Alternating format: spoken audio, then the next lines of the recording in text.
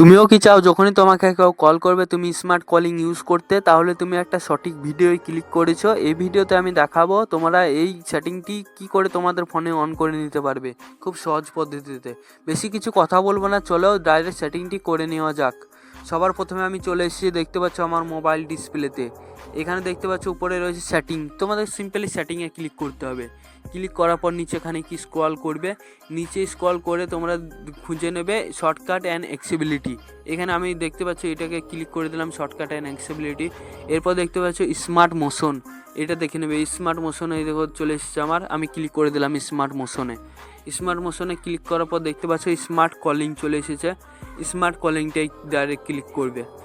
Smart কলিংয়ে click করার সঙ্গে সঙ্গে দেখতে পাচ্ছ স্মার্ট কলস চলে এসছে, এটা আমি চালু করে দেবো। যখনই তুমি কোনো ফোনের হিস্টোরি দেখবে সেই নাম্বারে কন্ট্যাক্টের, তখনই তুমি খালি ফোনটিকে কানে নিয়ে যাবে আর ফোন তাকে লেগে যাবে অটোমেটিক। এরপর রয়েছে স্মার্ট অ্যান্সার। যখনই তোমাকে কল করবে তুমি খালি ফোনটিকে কানের কাছে নিয়ে যাবে, অটোমেটিক কল পিক আপ হয়ে যাবে। এরপর রয়েছে স্মার্ট সুইচ। যখনই তুমি কারোর সঙ্গে ফোনে স্পিকারে কথা বলবে খালি ফোনটিকে কানের কাছে নিয়ে আসবে, স্পিকার অফ হয়ে যাবে, শুধু এমনি কথা বলতে পারবে ইয়ারপিস থেকে।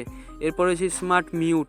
যখন তোমাকে কেউ কল করবে তখনই তুমি খালি সামনে স্ক্রিনের ওপরে হাত দেখাবে, কলটি মিউট হয়ে যাবে আর সাউন্ড হবে না। এরপর রয়েছে ফ্লিপ তো মিউট।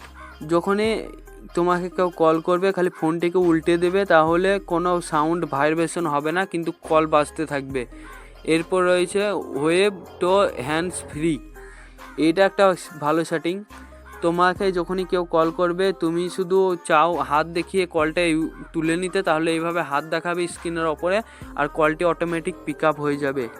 আশা করি সেটিংটি তোমরা বুঝতে পেরেছো। বুঝতে কোনো অসুবিধা হলে কমেন্টে জানাবে, আর ভিডিওটি ভালো লাগলে একটা লাইক করে দেবে।